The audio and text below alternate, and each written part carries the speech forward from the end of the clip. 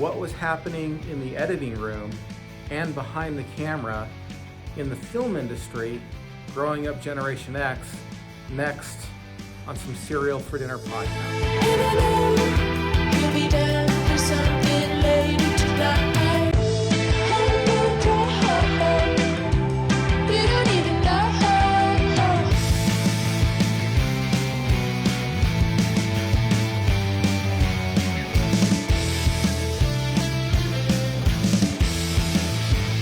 Hey everyone, I'm Ian C. Welcome to some Cereal for Dinner podcast. Today on the show, we have a longtime friend of mine, Kirkpatrick. He has been working in the film industry since about 1973, as you're going to find out in the interview. And so he's seen a lot of changes, a lot of behind the camera stuff, a lot of editing, a lot of tech stuff, a lot of inside stories, how he worked on sets with famous actors.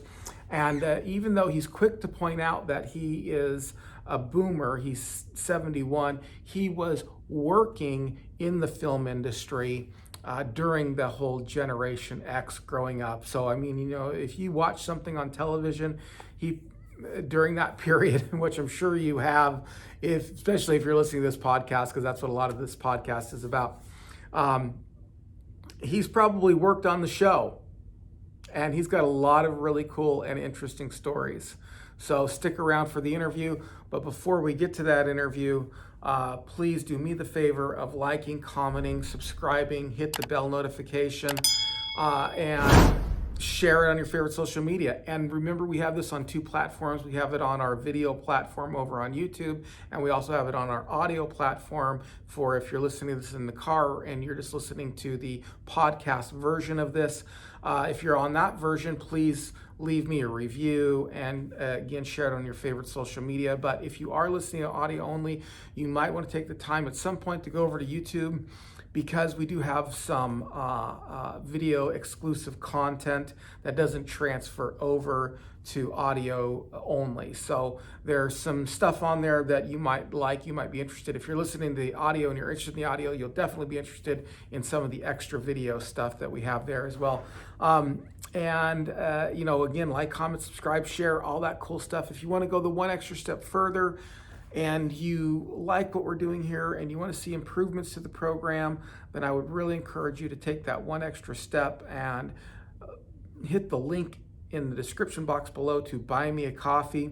That's where you can donate some actual funds to us here. And I'm dedicated to totally improving the show, getting everything, you know, every little bit helps. As I've said before, I've got a studio in my house that I'm renovating out, and a room in my house that I'm renovating to be a studio, so that I can make this program even better for you, both audio and video. So please, if you are so inclined, it would mean the world to me. So now, let's go to the program. Hey everyone, I'm Ian C. Welcome to some Cereal for Dinner podcast. I am here in probably the best studio I've been in so far, because you have been doing film professionally for quite some time. This is my friend, now Kirkpatrick, or do you like to go by your first name, or which I probably should ask you that before we started. I know you, because we've known each other for a long time, I know you as Kirk. And there's a story to that too. Yeah, Kirk is short for Glenn. My legal name is Glenn with two N's. You have to have them both. Uh-huh. And my grandfather was Glenn Mason Kirkpatrick. My father was Glenn Mason Jr. Uh-huh. I was named Glenn Moore Kirkpatrick. My father's the junior. They kept trying to call me the junior. I wasn't. Glenn Kirkpatrick was which of the three? So I finally became known as Kirk. Kirk. And that was my childhood, and up to the point where I went in basically college, and then we have a dog whining. I don't know whether we hear that or not. It's okay. It's okay. No big deal. And so when I started working professionally, the banks would not cash my check for Kirk. So I had to go by Glenn. Now that I'm retired, COVID retired as a matter of fact, people can call me Kirk. I like that because it's my childhood, it's my close family, so I invite anybody to call me Kirk. Kirk, all right. Just wanted to make sure I got that straight before we started the program. Now, I wanted to have you on the program because you've worked in the film industry, and at the very beginning when I contacted you to talk talking about the film industry, particularly growing up Generation X or growing during that generation, I said, hey, you work in Hollywood, or you worked in Hollywood. And you said, don't call it that. So I thought that would be a great place to start. How come you say that even though you were in Hollywood, you did some stuff in Hollywood, you say specifically that you did not work in Hollywood? Well, I would be ridiculed by my friends, professional friends, who Okay. know that there's the TV industry and Okay. then there's the movie industry. And there's Okay. two that very seldom go across. He's Yeah. watching my hands. I talk with my hands. I'm married an Italian. Okay? So I worked in television production primarily. Okay. Occasionally I'd show up on a set and shoot behind the scenes for the DVDs. And I shot second unit for was editing pickup shots for a film, but no, I was basically in television. Okay. Even the actors make the distinction. Are you a film star or are you a TV star? Yeah. I think the one is kind of. Do you feel today though that that's kind of blending a little bit more across? I mean, I feel like a lot of people who are film stars are now accepting television more, or accepting even streaming more these days. It seems to be a big, like not. It doesn't seem to be quite as snotty if somebody said, "Well, you work in TV and I work in film." Does that happen? Do you see that happening today, or? Not as much, because we now have streaming. We have, you had three major networks, Yeah. and then you had CNN Ted Turner come into the picture, and that grew. We all know that history. Yeah. And it's become more diffused now, and you're seeing big names come into streaming. But often, if you check the titles, the credits, they are an executive producer or something, so they have a little more incentive to show up on streaming. I see. That makes sense. Yeah. So let's talk about, now that we know we're talking about TV and not Hollywood, even though you did work in LA, right? Okay, so now that we know that, we've made that distinction, let's talk a little bit about your introduction into television and working in that industry. Then we're going to bring it up to the mid-'70s or whenever it was that you started being introduced to the industry. Yeah, I'm 71 at this point, so I might be speaking of a time before people were born who are watching this. Right. Maybe, if anybody watches an old white man with gray hair anymore. I started out actually shooting family films. Just my father gave me the Bell and Howell on a camping trip. I've been shooting some stills, mainly of my sister. Okay. And he said, well, and so he got an opportunity to be in front of the camera, although he was shy and I had to chase him. But I love the fact that little Bell and Howell wind-up camera vibrated in my hands. And I looked through the eyepiece and I knew that I was the first one to see this film. And it just kind of turned me on. I don't know. And I started making little movies in high school. I was wondering what I was going to do with my life. And so our next door neighbor, who had a double doctorate, one in psychology, said, let's have you go through a course. And so I took all these aptitude tests and I wrote essays, and we had several weeks to meet. In the last meeting, he's lighting this pipe. He says, what do you want to do for a living now, with all of this study? And I looked out the picture window of the lake where my friends were waiting for me. There was a 16mm camera set up on a tripod. We had interrupted the filming for me to come up and do this counseling session. I looked at the setup down the lakefront and said, I don't know. When you're a kid, you don't know. In high school. Right. And how old were you at the time? I was high school senior. Okay. Maybe junior. Yeah. Anyway, it didn't really gel. I kept making some films. And my father, of course, was a freelance cinematographer. He made films and TV commercials. Okay. Not big Hollywood films, usually, lower budget films, mostly TV commercials. He globetrotted in that industry. I visited him on the set quite a bit. And finally, one set in particular, he's shooting an old series called The Islander with William Reynolds. And there was a bar scene fight in the studio. And the stuntman was fighting, and they fight up the stairway and across, and then he gets knocked through the railing and falls on his back on a pool table, a table, and the fuller's earth comes up like dust, and that's the end of the scene. They have two cameras shooting to cover the action, and he gets up and kind of shakes himself off, and the assistant director said, "You want to do it again?" And everybody laughed, of course, because the setup. He said, "No, I'm fine." He says, "Check with the cameras, it's fine." I was fascinated. This guy gets up and he's okay. He's fallen from the second story and on his back on a table. So I follow him backstage where the assistant director pulls out a big wad of 20s and gives him several $100s for the stunt in cash. Wow.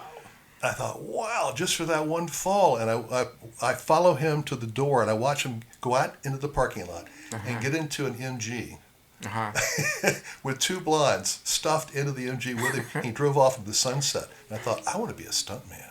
Okay. So I practiced falling down hills and stuff on my way home from school. On your own, yes. And I told my mother, I want to be a stuntman. She said, oh. Not saying a word, but she told my father as soon as he got home from one of his jobs. He was gone a lot. So I hear you want to be a stuntman. I said, yeah, Dad, I think it'd be really exciting. He says, yeah, you have to have a pretty good insurance policy, too. I said, what's that? He said, when you get hurt, and you're out of work for a little while, you got to have some money to feed the wife and the kids. I said, stuntmen get hurt? So yeah, occasionally they get killed, so you have to have a good life insurance policy, too. I thought about that. I said, Dad, I want to be a cinematographer. You wanted to take the danger out of whatever it was. You're like, that's a little too dangerous. The capital is not worth the excitement only. Yes, yeah. So when did you work in the film industry? When did you get? What were the years that you were like, on set? Hey, you get up in the morning or whatever time they get up to go do filming. What years were those? 1973. I was out of college and looking for work, and there was a job for a PA, production assistant, at Cypress Gardens, Florida, which is right there in my hometown of Winter Haven. And I was made head PA because there was another kid who was actually younger than I was. I was 19 at the time. No, 20, a young 20s, 22 maybe. I don't know. And so I... Time gets away from you the older you get. Like, while I was there, I was put in charge, while he ran for coffee, of tipping the reflectors for the director of photography. Okay. And this is a cool guy from Canada.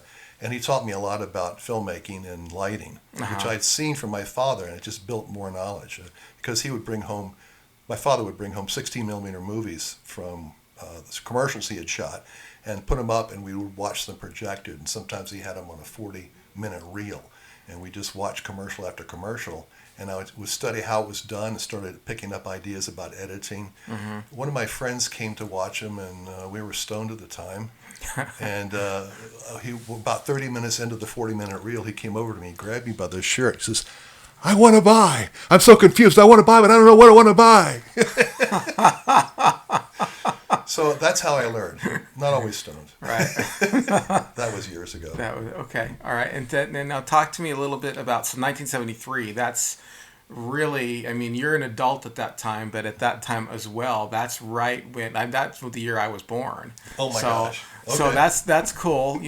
So then you got to see kind of the shows and how they were being developed, the television shows and how they were being developed. Those are the shows that I watched as I was growing up as a young kid. My first kind of memories as a young kid were television shows like, probably the earliest one I can kind of remember would be something like Brady Bunch, but I think maybe it was in syndication by the time. Kung Fu, that was another one that I watched regularly. Different Strokes, those kind of the Different Strokes. The Barney Miller show, my grandfather was really into Barney Miller. I was not a fan, but it was on while I was a kid in the 70s. And then two shows I have to mention here, and then you can go, tell me a little bit about the shows you were working on there. And that would be the Dukes of Hazzard, because I remember on Friday night I got to stay up an extra hour before, because the next day was Saturday and I didn't have to go to school. So we watched an extra hour of the Dukes of Hazzard and the $6 Million Man. Those were great things. So tell me a little bit about some of the shows that you worked on during that time, during that era. I'll just have a quick little story about John Dukes of Hazzard. Okay. The main star, the kid. One of the two kids. What, the dark-haired one or the blonde one? I think it was the blonde one. Yeah. John something. He still shows up. Yeah. Well, anyway. Oh, I'm gonna remember that as soon as we're done. I know who he is. Yeah. So we were at a kind of a prayer meeting in Atlanta, and there was a group of us listening to a speaker. There were about 20 of us, and sitting in folding chairs. And John was to my left, and I didn't really know him. We just said hello and pleasantries, and I was directing TV commercials at the time. Anyway, so we're listening to this very intent. The speaker was really captivating. Suddenly, blam, to my left. John was tipping back in his chair. He fell over backwards. He got up and excused me to the whole crowd and sat back down again. But that was my one little interaction with him. That was a dangerous production, though. I heard from other people who actually worked on the film. They didn't always clear the roads. What that means is you go out and you have PAs or police, depends on where you're shooting and what the requirements are, stop traffic on side streets, for instance. Okay.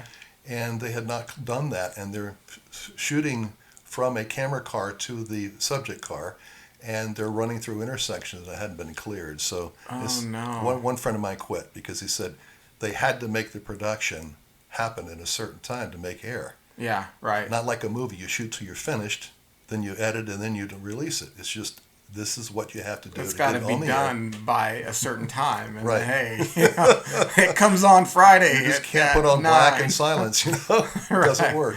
Right, right. Okay. So what television shows did you work on during that era? I didn't work on television shows, just news primarily. Oh, news. Okay. Yeah, now so that was in the 70s. Yeah. Let me ask you this, because one of the things I did want to talk about was you have 4 awards out there. It's one of the first things that I had noticed when I came over, first time I met you, and then you had us over, and I didn't even really know what you did for a living at the time, or what you had done for a living at the time. And I noticed that there are 4. I don't want to get the name wrong. It's Emmys. Regional Emmys, right? Regional Emmys. So you have 4 regional Emmys for what? I don't know why they gave them to me. I was at the time shooting in a documentary unit. I had kind of graduated from news in a sense that it was more of a production. Okay. And we were like a local version of 60 Minutes. Okay. With 1/10 of the budget. Right. Didn't do a lot of travel, etc. And I had shot a lot of different things. Feature stories through very serious medical stories in the operating room, all kinds of things. So I had quite a variety. And I thought, this was the first time that I became aware of the regional Emmys. That means the Georgia, Florida, kind of. I'm not sure if there were any other states involved. It was a southeastern area. Okay. And so I entered 3. I entered one for cinematography. You keep looking at my hands. Am I not supposed to use my hands? Use your hands. No, please, please. I told you I'm married. No, it's all right. Up here, okay? Keep your eyes up high. Don't look down. Okay.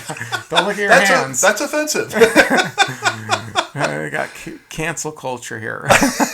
We got finger culture. One, That's 2, right. 3. Oh, no. When you're listing things off, that's right. Okay. One of the things is you're making sure I can count. No. This actually occurred to me why I'm doing this, because a lot of maybe, and even my audience doesn't know, I'm near fluent in ASL.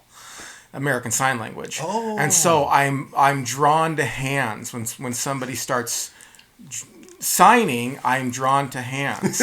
So it's a natural thing for me to look at somebody's hands. That's interesting. And I didn't know that. Yeah, I run into people who are deaf all the time, and anytime they're deaf, of course, I'm looking at their hands as well as their facial expressions and everything. So a lot of times, especially if you get particularly animated about it, like you're going to go, I'm going to do 1, 2, and 3 or something like that. I'm drawn to see to make sure I'm understanding. So, sorry, forgive me. I'll try to break that habit. That's okay. It's just most people don't look at my hands. Yeah, I kind of have been involved, and this is going to be way off the subject here, but I mean, we'll talk about it. Who cares? My show. Yeah, exactly. I'm show. interested. I'm really interested. Yeah, I grew up kind of in a little bit in the deaf culture to some extent. Okay. At an early age, my neighbor was deaf, and we learned some sign language. Then my mom was worked in a nursing home, and one of the people there were deaf, and so we worked on sign language then. And then I've just known a few deaf people over the years, and because I've had some connection with the sign language, with the deaf community, I've pretty much kind of kept up on sign language. It's like any language. If I'm around a lot of people who are deaf, then I pick up on it and I start seeing it more. And right now, there's one of the grocery stores I go to frequently there's been a few people who have worked there who have been deaf. Sorry, who are deaf. Sorry, I mean been like they used to work there. Now they're not working there anymore. So I'm used to. I'm now acute to seeing hand signs and signals and stuff like that. So forgive me for It's okay. for being drawn to your hands when you start talking. I'll try to break that habit. But now back. Go ahead. Unless you had a subsequent question about that. No, I've forgotten where I was. You were talking about that you were entering the film for your Emmys, for the Emmys. Okay, You so I said- put in 3 different awards. Thanks for keeping me on track. Okay, all right. By no the way, I problem. want to start a show and interview you. You sound pretty fascinating. Things Well. I didn't know about Ian. Yes. Yeah. So I entered for cinematography, editing, and lighting, Okay. hoping I just get 1 award. Uh-huh. Well, the program kept going on and on and on. And at the very end, they said, we want to call up one young man here. We won't make him walk up here 3 times. Come on up. And they called my name out. And they gave me all 3 awards. Oh, wow. So I thought, oh, my gosh. And Wow. I was blown away. And I could hardly say anything as I remember. I didn't know that it was being broadcast in Central Florida in Orlando. Uh-huh. And the next morning, my mother called in tears and anger. Why didn't you tell me you won 3 awards? I said, Mom, we were up late last night kind of celebrating, and I just got up. And Right. I didn't know it was broadcast. So she was all choked up, and oh, my gosh. Huh. So Wow. anyway. Really cool. Yeah, I got a lot of opportunities in that documentary unit to do different things, and it was fun. Well, so let me ask you about the tech of that era, and I want to know specifically, as someone who sits behind the camera and then edits videos, what were the major changes that you saw in film tech? And you can go into any direction, from the actual stuff you have to put your hands on to software to stunts or special effects or anything like that. How did that change throughout the years? What did you start with? Yeah, you gave me a broad area. That's dangerous. Okay, please go. That's all right. Well, primarily it went from film to video. Okay. So I started out in film, and the video came along, and it was like a bastard child, if it's okay to say that. Yeah, yeah. Because there were great limitations. There were tubes in the cameras, not chips like we have now. Yeah. And the tube could not be. You were not supposed to shoot the sun, obviously, or any object that would reflect, like a mirror, the sun. Uh-huh. That hot spot would burn the tube, and that was $5 or $10 depending upon the camera. And it wouldn't hurt the rest of the camera. Let me put you on pause for just a second, because I don't mean to sound stupid, but here I go. Okay. Say, when you say film and video, I don't know the difference. Oh. So explain what you mean by film and what you mean by video, because like when I think video, I think VHS, and I open up the thing there and I see a strip of film. So what's the difference between film and video? What do you mean by that? I have no idea. Well, what's interesting is when video started making serious inroads, Eastman Kodak had a seminar locally at different places around the country trying to save what they're talking about. And they told us, they got quiet, and the speaker said, I want you to forget anything you've ever done or seen. Okay. You're brand new. He says, we have developed a medium that you not only you can see it in motion, but the medium itself, you can hold up to the light and see little pictures. And we can know exactly where we are. He was describing film as opposed to tape, which is a magnetic blank piece of brown wound up on a reel. Okay. And so that's the difference primarily. And you have to load film into a magazine, or into the camera, so to speak, Okay. in the dark, or a dark bag. And so video, it's real easy. You just slap it in the camera, no light problem. The early video cameras were a big problem. You had to have the sound man had to carry the video recorder and plug his microphone in the video recorder. And it was about 50 pounds that he would wear with a big strap. It was even heavier than the Nagra tape recorders we used to use, which were for double system sound. I'm using too many industry terms. No, I'm please sorry. go on. I'll pause you if I need to know. Okay, good. So, and the video would break up a lot because that umbilical cord from the side pack to the camera had a tenuous connection, plus the actual recorder itself, the big heavy box. If you jostled it a little bit, the tape would kind of not track right, and you'd have these lines. It was awful. And so electronic news gathering was the real thing in news. Like, we are shooting this with electronic news gathering, or ENG. Okay. And so that became like, we're so new and we're so on the forefront. This is videotape. Plus, the videotape could be taken from the camera raw if you wanted to. Like, Golda Meir landed at Miami International Airport, and they were able to make the 6 o'clock news. I think she landed at 5. Okay. Well, that would have been impossible with film, because it takes 30 or 40 minutes at least to develop the film. It has to run through all the tanks. Oh, And then okay. you had to pull it out and edit it, etc. But we could run raw film in the air, which has happened occasionally. As soon as it comes out of the soup, it goes on a reel upstairs, and the projector projects it into a TV lens. That's the way they used to put film on the air. Okay. All right. Yeah. But that was a big breakthrough. But then, when the tubes disappeared and the chips were behind the lens, the light diodes, then you didn't have to worry about not shooting the sun or a bright light source. Okay. So that, I said, okay, now we're arriving. And the acuity of the picture started looking better. So yeah, okay. So what years were that happened? That you started going from film to video? That makes more sense now, because film, you're telling me, like film, like on a camera. You took a camera, you couldn't just look at it. You had to, it wasn't like a Polaroid. You had to actually get it developed. And you're telling me that happened in film as well. You're basically doing the same thing. You got to get it developed, and then you have to do the editing after that, right? Mm-hmm. Okay, so video, you're like, hey, this is so cool. I don't have to do that anymore. It just comes right out, and you can watch it immediately. Yeah. And what years were that? What late 70s. Late 70s. Yeah. And so did that take a while for everyone to get on board for television shows and stuff like that? I mean, how late were people using film? We were one of the last film shows in Okay. Miami. I'm talking about news, documentaries. Yeah. Okay. Miami Vice was being shot still on film. Miami Vice was still being shot on film. Yeah. Oh, wow. Interesting. I mean, that was one of the film shows. And what's interesting is they were also one of the first to use digital sound.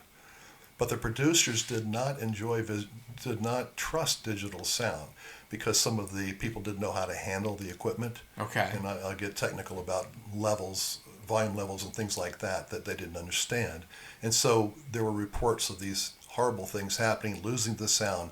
So they had to record, the producers said that the production had to record all dialogue speaking on digital. Analog, Nagra recorders usually. Uh-huh. But they could do sound effects on digital. Okay. And if you listen to those old shows, you'll hear that the sound effects are really sharp. Okay. Like car skidding and stuff like Yeah. that. Gunshots. Yeah. Things like that. Another thing that happened that might interest your audience age is, do you remember Beta? Oh yeah, for Remember sure. Beta? I remember the whole Beta VHS. VHS Beta thing as I was growing up, I mean, that's one thing that I've actually wanted to talk about at some point. That's crucial to what you're saying. Okay, all right. Well, Not all about it, but I know some. Let's hear it. Beta SP was a wonderful medium, and it was actually better than VHS. Yes, right. The texts that talk about VHS say it's a wonderful medium. It records well, but as soon as you play it back, it falls apart. VHS? Yeah. Oh, yeah. Okay. I mean, it's pretty horrible. I mean, it was just, you show generations of tape. If you copy one, like on a Xerox, the VHS drops off immediately, and Beta goes a little further out as far as copying a tape of a tape. Oh, okay. All right. And Beta had a wonderful sound advantage. The highs are too high to record on audio magnetic tape. Okay. Because of the frequency of the pattern and scraping the heads across the tape and all that. And so what they did was they compressed it before it was recorded, got it on the tape where it could record this compression, and then on playback they uncompressed it so you hear the highs. Okay. And it was incredible. But because there were too many manufacturers that were lined up to do VHS, it was a business deal. Mm-hmm. Sony, primarily the one that was behind Beta, lost. Yeah, right. So immediately Sony turned that into gold by going to the TV stations with an even more upgraded version, and we used that to capture news and documentaries, etc., and played back on television with more quality than VHS could ever do. Well, so you guys, We were using Beta You were SP. using Beta. Interesting, very interesting. Was that more common across the board, or was that just locally in your area? No, all the TV stations were adopting that because of the obvious quality differences they could see them. Now, what was the time lag? So, was there a certain time that you can look back and go, okay, everybody is now using video and nobody's using film anymore? Is that like even into the 90s? Or would you say that's... Well, whenever George Lucas made an announcement at the NATAS, National Academy of SEMTI, I think. Anyway, it's a large conference each year about one of the motion picture television producers or whatever conference. He announced to a big crowd of people in one of the workshops that we're shooting the rest of the series on digital. Now, at that time, it wasn't a Beta SP, obviously, but they had analog and they were going into digital. The Japanese went the way of analog, and the Americans went the way of digital. And so finally, digital won out. Yeah, It was much cheaper and more efficient. Yeah. But there was dead silence. Everyone was shocked. Because Lucas was one of the big film guys. Yeah. But he was also an innovator. He had the droid editing system, which was done on glass plates, images captured on kind of like video discs, and he was just way ahead of his time. But when he said that, it shocked the entire industry. And someone later remarked that silence that he made or created at that conference was the sound of Eastman Kodak executives jumping off the roof. Yeah. I know that there's a lot of things as far as filming and stuff like that that are concerned that just like it isn't around anymore unless it's retro kind of stuff. I mean, like a Polaroid kind of thing. It's just like they remade them now for the retro aspect of it, but nobody's really using that seriously. Nobody's like, oh, I'm gonna, let's get a Polaroid picture of our family or something like that. Normally, somebody who has a Polaroid, it's because it has some, nostalgic meaning to them or something like that, or they're doing it ironically or something like that, So I'm sure that's happened a lot. Well, what was editing like the difference between film and video? Now, was there a big difference between editing as well when you have a film and when you have a video? Walk me through that a little bit. Well, one of the aspects is in an film editing setup for television, we had basically a reel-to-reel, and you had a viewer. You put the film into the viewer, and you could watch. And it was just a little tiny screen for reference. And there was a sound reader there. By the way, we shot film. It was back in the magnetic sound era. They had a magnetic stripe on the side of the film. And the recording was done right on the film itself. Okay. And so you put that into a projector, and it plays back, and the sound is already synced with the picture. You didn't have to worry about double system sound and getting them synced together, which was a big pain. However, that sound was, I think it's 16 frames ahead of the picture. Okay. So if you cut right where you wanted to, the sound wouldn't be there because it would be 16 frames away on the piece of film you threw away. So that caused a little bit of a problem. Oh, no. We were running, in our documentary unit, we ran gang syncs. We had film running side by side, and the soundtrack would be on one, and we put picture on the other gang sync. We put the film up on twin projectors that started them at the same time. So you could pick whatever picture you wanted and whatever soundtrack you wanted. Sometimes we ran 4 projectors. That was kind of unusual, but it made the cuts, too, between the scenes. Instead of seeing the splice on the air, we actually hot spliced the film together. You actually saw an electronic cut, which was nice. Now, when video came along, that's nice. You can edit it exactly the way you want, and you can change how the sound's already synced as well. But you didn't have that 16 frame lapse. It was right there where the picture was. Okay. All right. Yeah. So that was wonderful, except when you film something, when you edit something on film, you complete the piece and they go, wait a minute, we don't want to show that. And you go to the middle and you take that shot out. Okay, no big deal. You Okay. do that with the editing systems they had then. You had to start either from the back, go backwards, or the front to go forwards. If you took something out of the middle, you couldn't do that. Right. It was all an electronic signal that played straight through. Huh. And you were not cutting the tape. That would cause big problems. So changing a film was difficult, or changing a story in video, until they developed this crazy machine, kind of interim, called the montage. Okay. That had a place for 18 different tapes to play. Okay. And you had the scene, all the scenes on those. You had your full footage on those 18 tapes, and then you would program the machine. I want this scene to play. Then I want that scene to play. Then I want this scene to play. I want that scene to play. And so you'd watch that. It was an editing machine. It would get the numbers together, so you could go back to the original tapes and have a computer do that for you. And so you could change it any way you wanted. And they had this guy who was so good on the machine, and a woman pretending to be a producer of a TV commercial. And they would be watching the piece, and she'd be changing her mind, and he's trying to keep up with her. And he's doing a good job, because she keeps changing it back and forth and around. And everybody's laughing at the amazing speed and also this crazy mind, which you run into those characters once in a while who can't make up their mind, and we have to deal with it. Well, I'd probably be one of those characters. I know I'm like that in other venues, so I'd probably be like that there. Okay. Where was I? Well, Medium, I guess. let me ask you this question, because we were talking about editing, the difference between editing of film and editing of video, and so I'm also interested then, because a couple of directions my mind wants to go, because there are a few things that you've told me over the course of our friendship that I want to talk about, but then there are also some questions that I want to talk about as they're occurring to me, and one is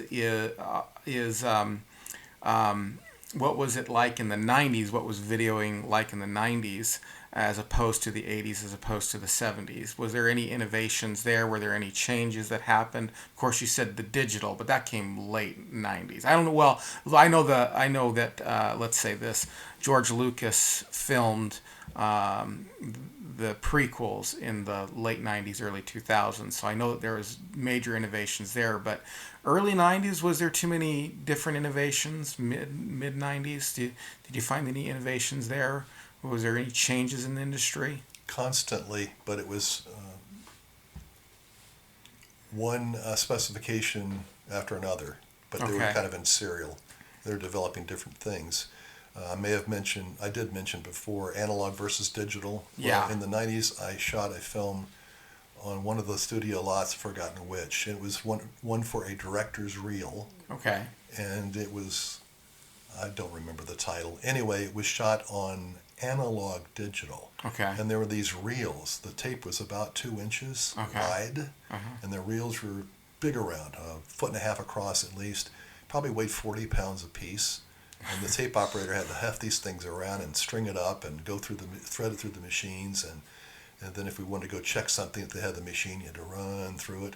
And he was basically taking care of the color right there. Okay. Which later became a colorist too, but that was my first introduction. And he kept saying, gee, I wish we had a knob that just said warmer. Instead, he had to work with red, green, and blue and mix it together to get a slight warmer look to the picture. And he said, but that was one of the innovations that came later. Okay. It just... was there anything that kind of went in and then went out, like that? Because people tried to introduce new tech, and then it was just like, look, this just isn't going to go anywhere? Yeah, Lucas, as I mentioned before, did something called the Droid. Okay. And that was an editing machine that worked off these. They had actual glass discs that they would cut like a phonograph record with video and audio. And you played back, you had a couple of discs, and they would play back and forth one after the other, a little bit like the montage that had 18 tapes playing. Well, that was really incredible and innovative, but you had to have the discs made from the film first. Oh, okay. And you didn't have control over the color. Somebody was doing that in the lab for you. You didn't have a way of seeing how that was done. That didn't go so well. Then came several editing systems that tried to compete. And I remember one was lined up for films. It was wonderful in its concept. Part of the idea is you have people who've been used to working on these moviolas, the old-time editing machines, and suddenly you put them on a computer. It's like, where am I going? What am I doing? What's happening? When an editor is working on a film, they work with the script there, and the script supervisor draws lines down along the edge of the page to show that this is what was covered in the wide shot. And over here is a shorter line. This is what's covered in her close-up. And another line, here's what was covered in his close-up. And the editor knows what he has to work with by looking at the page. And so this machine was pretty innovative. It would copy the script, and it would tie the machine to those, so all they had to do was go to those particular lines, and that image would come up. Oh, very interesting. But it didn't last. Didn't go anywhere. One of those things. You think that it should have? Is it one of those things that if those discs were a little bit more available, that it would have been better? Or I think it wasn't. What was successful was bringing out a system that every man could use, because every man didn't have that background, starting from zero. Yeah. And they developed this timeline, and it seemed to be the easiest way to do it. Then Apple came out with Final Cut Pro, and that blew everybody away. It was much cheaper. You could do What year was that Apple came out? Probably the early 90s. Okay. All right. I remember seeing them demonstrating this. Apple did, and they had Final Cut Pro up, and they also had I think GarageBand or some other audio program up. And they're closing one down while opening another up, and all of this, because the systems back then, the operating systems were very sensitive. If you did anything else, it would disrupt it, it would crash. Yeah. Well, so this was like I remember the first computer I ever got. I mean, you basically had to close one thing down and wait, and then open the next one up and wait, and yeah. So I don't have all minute. I need to. Well, I got Final Cut Pro, and there was a guy in the industry who was a sound man, and he kept saying, I got this cool system, and he went another route. And and I would say, yeah, I got Final Cut. Oh, I don't like Final Cut Pro, and he was always knocking Final Cut Pro. And I kept working with him, and then he didn't talk about editing very much. And then he said, okay, I got something to confess, Glenn. That's what they knew me as back then. He said, I bought Final Cut Pro. I said, are you okay? He said, I'm really happy. It doesn't crash. Yeah, right. Unfortunately, Final Cut Pro has gone the way of the consumer, and they have hidden a lot of the effects and buttons and options buried in menus. Okay. This really upsets the pro. They're going other ways, many of them. Today, you mean? Yeah. Well, this is back 5 years ago, 10 years ago. I'm not sure. When they changed it, they made it more of a consumer program, hoping to sell more. And that's frustrated the pros, because they have to go through 2 or 3 clicks to get to what they did in 1 click before, because they're buried. The idea being, let's sell people a program that appears simple, it's easy to start with right off in your editing, and then when you want to do something else, you'll realize all I have to do is go in this menu and find that here. Okay. And so the learning curve doesn't seem as steep, because there are not all the buttons there to look at and try to find. It's very simplified, but it's more complicated and more time-consuming getting to those things. So did you ever? So I know you do film editing today and stuff like that, and today it's just all digital. It's all digital. What? But there was I'm sure there was a transition period where you're going from where you're actually looking at a piece of film or tape or something like that on a machine that you're working with, either doing it automatically, like you were saying, to a computer. Was there an integrative system between those two worlds, or was it just, if you have a machine that you're looking at film, you are not using a computer? Or was there some integration between the two? Yeah, there was the Sony U-matic period. Okay. That was a tape. It was 3/4 inch wide, and it was a step above VHS, but not beta. Okay. And we used that professionally. Most people didn't have that machine at home. Okay. And that would go through an early form of a computer, and you had a playback and you had a record deck. And the playback deck would play back, and the record deck would go into record mode. It would back up a few seconds to where you wanted to cut, usually over the last scene that you had ended. And it would come up and it would start recording immediately at the same point that the machine you wanted to play back would. And so you would build a piece like that from the front to the end. That was the one I mentioned before. And you could couldn't change in the middle. Oh, okay. All because right. it was all recorded as your final product on the record deck. I see. But you're editing on a computer though. You're editing on An early form of computer, yeah. It has a screen, or Yeah. okay, all right. It had a screen. I don't know what you mean by early form of computer. Well, I mean, ours is so fast now. It's Yeah. just, you can do so much. Was it a special computer? It was specially designed for editing. It was like you weren't playing video games on it too, or could you do other stuff on it as well? I never saw anybody do anything else on it. Okay. That is the commercial machine used all the time. So Okay. to get their money's worth out of it, if they were able to, I didn't know about it. Okay. All right. I gotta cut it off here. Enough of the kind of the geek stuff, because I kind of want to get into. So I want to get into some of the stories that you've told me about working in the industry, and some of the, because I know that the audience is probably like, geek Oh stuff, yeah, a little too geeky. So, I mean, I find it fascinating, and I'm sure there's a segment of the audience that'll find it fascinating as well. But you've actually worked with some people and told me some stories that are pretty funny and some behind-the-scenes stuff. You actually worked on Friends. Yes, I did. So tell me a little. Let's hear that story about when you were on Friends, because if there's anything that defines Generation X culture, it's Friends. I mean, Friends. I mean, I was a young adult when Friends came out, but that's still pretty much part of my growing up years being a young adult. So what happened? What happened on Friends? Now, you didn't work on the filming, but I'll let you tell the story. Thank you. Very, very brief interaction with films. Okay. And I'm not even sure my footage got on the air. I don't think it did. So a friend of mine calls me up. He's a sound man. He said, "Hey, how would you like to get paid twice for one job?" I said, "I'd love that. What is it?" He wouldn't tell me. He said, "Just show up here, this, that, and the other in this parking lot, and we'll go." So we came into the back gate. I think it's Warner Brothers. I forgot which studio shot that. They have a set there and everything. And so we went in and watched the show being filmed. They said, "Okay, you're up." And so they issued me a Betacam SP camera. And I was to be in a crowd at Joey's premiere of the movie he was in. Okay. And he's walking down the red carpet, and it's the scene where he turns to his friend, and the friend turns to Joey and says, "I know why you invited me to go with you." He says, "Because it makes you look taller," because he was short too. Yeah. Right.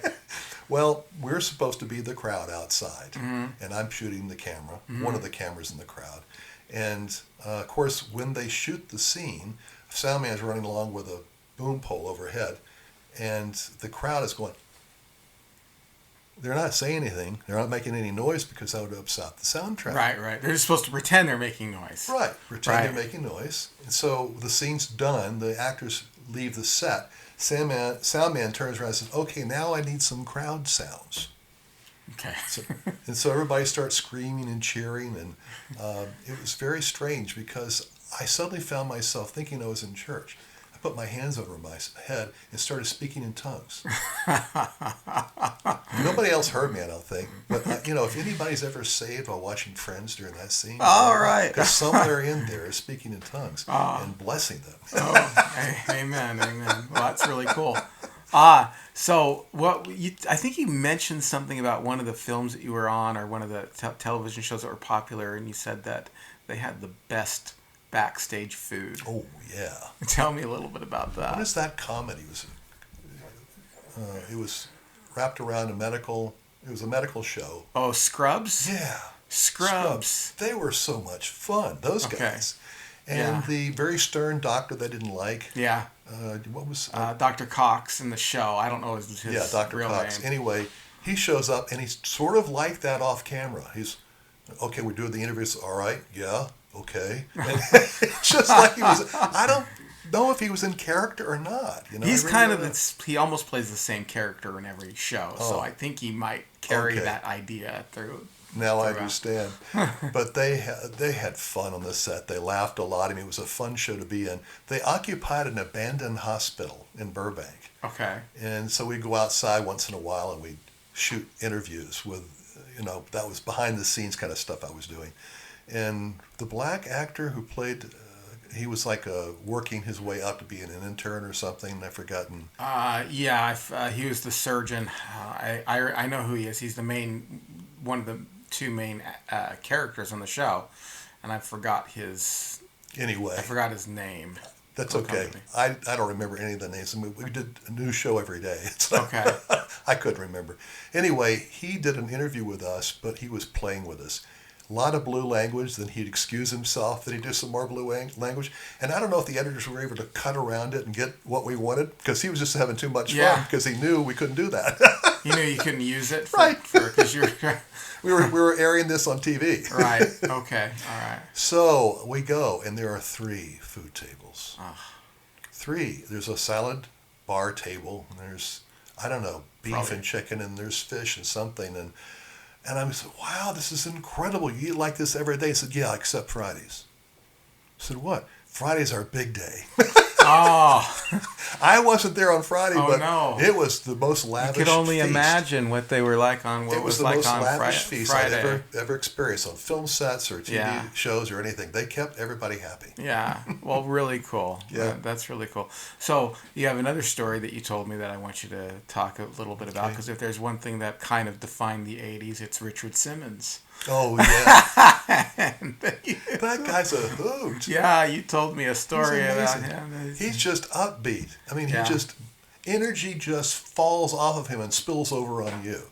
Just Yeah. a great guy. Well, they wanted me to do behind the scenes with him, and it entailed him. They wanted a shot where I followed him. I didn't follow him. I preceded him up the steps to the second floor, Okay. and then So are you walking this way with the camera? I'm running backwards. Okay. Because Richard Simmons doesn't walk.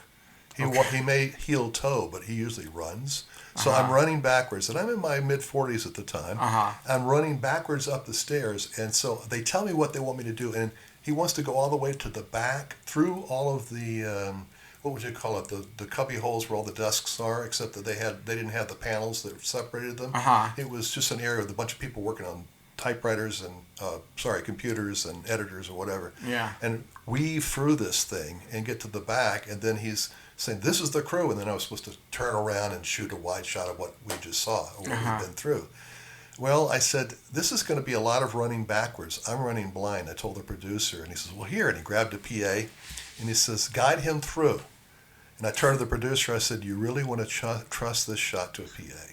I mean, I'm just being professional. I'm sorry to that PA, whoever they were. Uh-huh. And he says, I'll guide you through. And I said, okay, good. And you're going to be able to see what my problems are. And you're going to help me with this, right? He goes, yeah, okay. So we started down at the studio, the ground floor where the parking lot was, ran up the stairs. And this is 2 stories of stairs. Okay. And I'm running backwards. I get about halfway through the room, and suddenly something hits me from behind. Now the producer has his hand in my back belt, Uh-huh. belt behind me, and he's guiding me. I said with a really rough hand. I mean, you got to pull or push me, because I got to know, because I'm depending on you. Uh-huh. I hit something. I fell over backwards, and I'm still filming because I'm the pro. You know, Right, the camera's right. still rolling. Richard Simmons comes up, looks down over, and says, "Ha ha! The cameraman fell down." Did you say anything, or I didn't say anything. It got out. You were a I was professional the whole okay. I time? grab the camera, we check it, it's okay. I check the focus, and I go up back down the parking lot, and I come up, do the shot. And as I'm walking out, I look over, and there is a Xerox machine in pieces on the floor. Oh no. I said, what happened here? He says, that's what you knocked over. Oh wow. Didn't So know your own I strength, destroyed- right? Well, I just dumbly backed into this Uh-huh. thing, and the producer, I guess, wasn't watching where I was going. So this is just occurring to me as you're talking, and this is an interesting question. Did you see a change in actors over the years? Was there a change from 70s actors to 80s actors to 90s actors? Was there an attitude? Was there a harsh? I don't know. What was the attitude? If there even was there a theme or anything like that you would characterize each decade as? I don't know about decade to decade. I just know from one era to Okay. another. All right. There's the studio trained actor, Okay. and then there's everybody else. What's the difference between that? Oh my gosh. Kirk Douglas, Okay. consummate actor. He had just had a stroke not too long before. Okay. So part of his face was like a little slack. Uh-huh.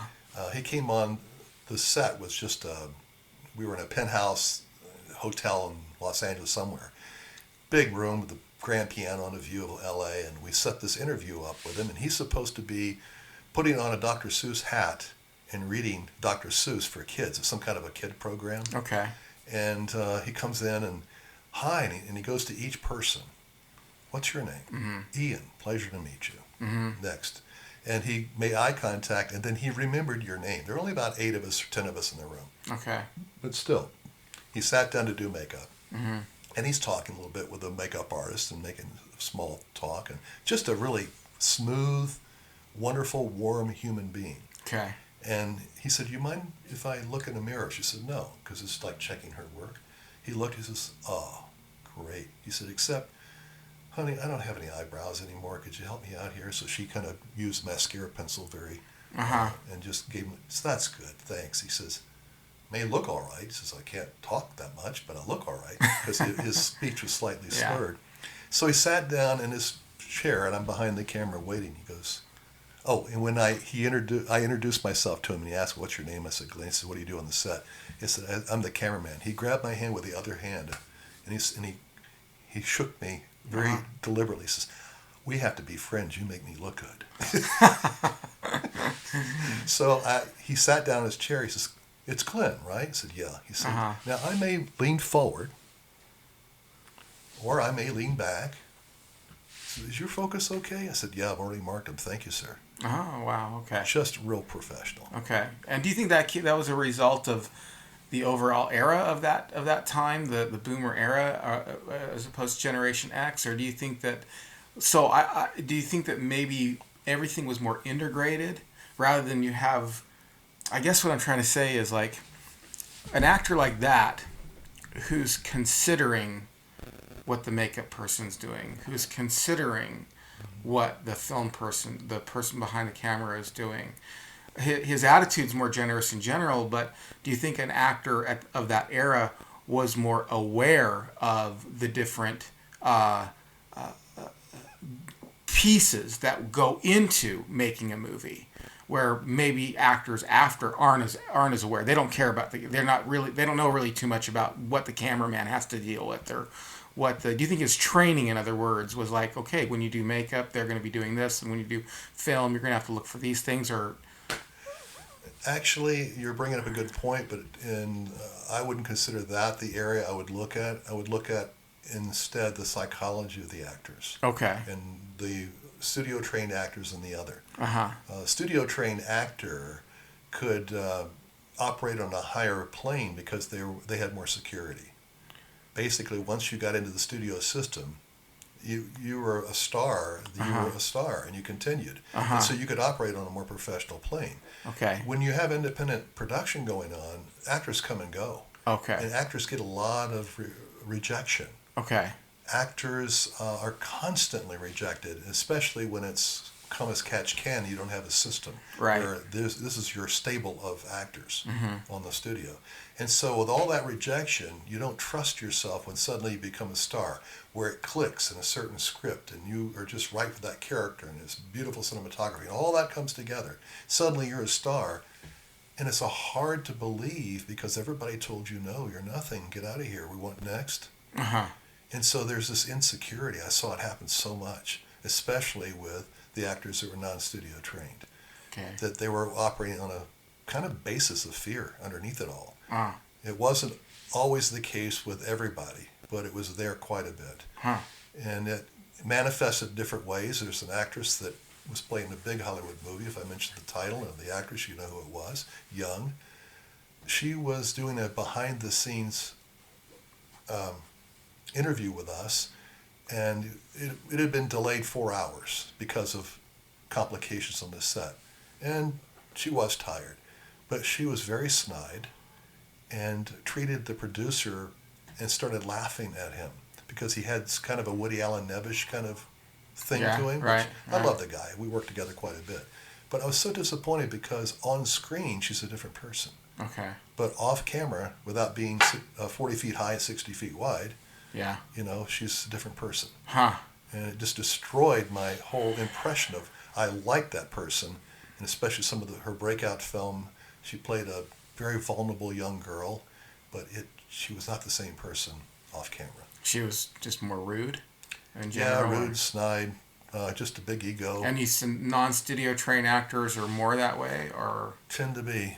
if they make it. I mean, you're saying they get a lot of rejection too, so. Yeah, I mean, it's part of the trade. I mean, if you have a tender personality and can't take rejection, don't bother. Yeah, because they're going to say no. Yeah. You know.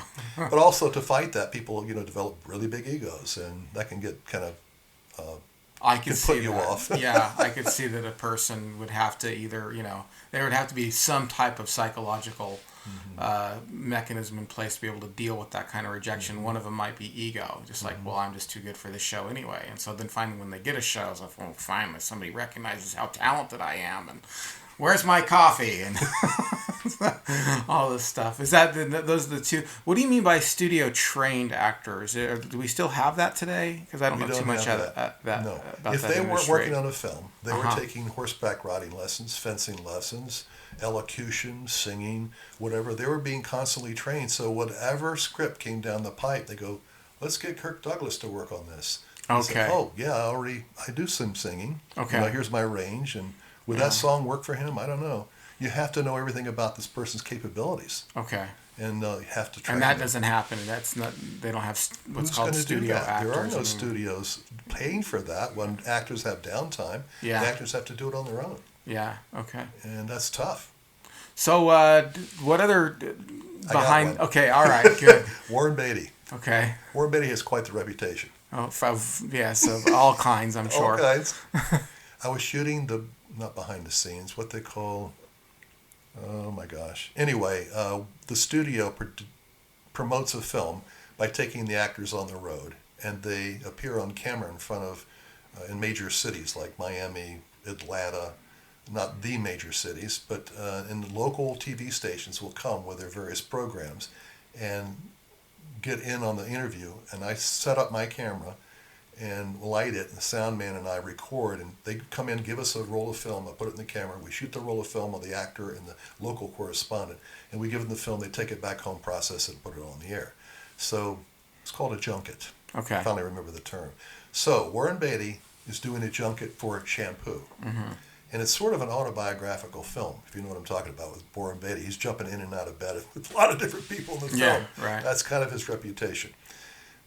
So we're shooting this interviews of various people, and finally the producer from the studio says, is that it? And this one little girl holds her hand up. She looks to be about 18 maybe, just kind of baby-faced. Mm-hmm. We haven't gone yet. And so I'm Miss So-and-so from something, Mississippi, and this is my producer. It's a guy who never spoke a word. He had just a big tummy, he was kind of leaning up against the wall, and mustache, he just kept nodding his head. So she sat down in front of the camera, and I said, would you, and Beatty sat in a chair next to her. She's to my left, he's to his right. I said, so I don't know, show open. Do you want me to start on you? Then when you mention his name, I'll pull back. That would be nice. I said, okay, just real nice young lady. So I start with a close-up of her, what we call a head and shoulders, kind of a network close-up. She says, hi, I'm so-and-so from our show name, and today we're going to have, and she started reading off of a card in her lap. So I'm getting the top of her head in close-up.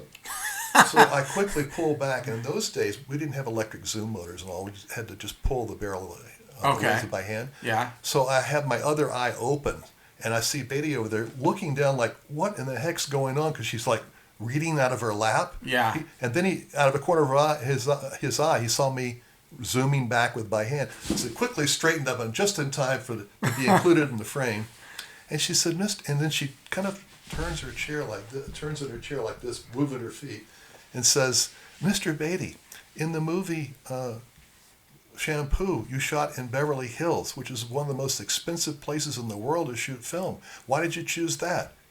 He said, because it was about Beverly Hills. She goes, Mr. Beatty, no follow-up question. No, yeah, In the okay. film, you played the character, whatever his name was in the film, and you slept with every woman it seemed like you came in contact with, even a woman and her daughter. Uh-huh. How did that make you feel as the character? And he sat back and became the Cheshire Cat, or like the Spider and the Fly. Yeah. And said, very tired. Oh, no. Mr. Beatty, next question, And so At the end, I forgot what he said. It was another really interesting remark. I don't remember the entire thing. I pull back. I zoom in on her to finish the show and sign out. And just as I'm about to turn off the camera, Beatty says, "Glenn." I said, "Yeah." He says, "How do you think that'll play?" I said, "It's going to play really well in Peoria." Real well in Peoria. I'm not sure. It's an old stage expression. Oh. It'll play well in Peoria, meaning it's not going to make the big stage in New York. Oh, I see. But I think he got what I was talking about. I mean, there's a lot of inside jokes. If it showed in larger cities, they'd be watching Beatty and his cagey responses. Right. Well, good. Well, we're just about out of time here. Really? I mean, yeah, an hour goes by really super quick, and we're not like limited to an hour. I got it. It's podcast form. That's one of the best things about the internet shows, and these days it's just like we're not like have to take a hard break for a commercial or anything like that. We can make an hour. But I do have to recognize that I'm not Joe Rogan, and Joe Rogan does 3-hour podcasts. But Neither am I, even though I have 2 more hours of stories. Yeah. And nobody's going to listen to me for that long until I, get my. But we'll have to do a part 2 of this. You'll have to think of like maybe 20 more stories or 10 more stories, 5 more stories. I want to thank you so much. Thank you. It's Really been a pleasure. appreciate it. And if you like what we're doing here on the program, you like some Cereal for Dinner podcast, there are a couple things you can do to help us out. You can smash that subscribe button, push the bell notification, and share it on your favorite social media. That's always helpful for me. And this is also on 2 platforms. It's on your YouTube platform and on your audio platform. So if you're just on audio and you want to see the video, I would suggest you head on over to the YouTube channel, because we do have particularly video content that's not on audio only. So head on over there. And if you are on the audio platform only, please give us an honest and fair review and a rating, and share it. It means so much to me if you would share it. If you want to go that one extra step and you really want to see us improve here, as you can already see, I got some microphones, and I'm renovating out a room in my house to make a studio in there so I can do this more professionally. I will leave a link in the description below to our it's not Patreon, it's Buy Me a Coffee. It's an alternative to Patreon where you can take some of your hard-earned money and you can donate it to me. Every little bit helps, and I really appreciate it. So with that, I don't get a cut. no, not at all. I have to draw upon good friends in order to do these shows these days. It's a pleasure to support you. I appreciate it. Oh, well, Thanks. Thank you very much. And we'll see you again. I'm Ian C., and this is I'm not even going to cut that out. I'm just going to leave it in. This has been some Cereal for Dinner podcast. Hey, everyone. This is Ian C. I just wanted to take the time to thank you once again for listening to this podcast, and remind you that we do have a YouTube page. If you are only listening to this on podcast form, go over and check that out. And if you are already on the YouTube page and you like this video, well, you might also like these videos too.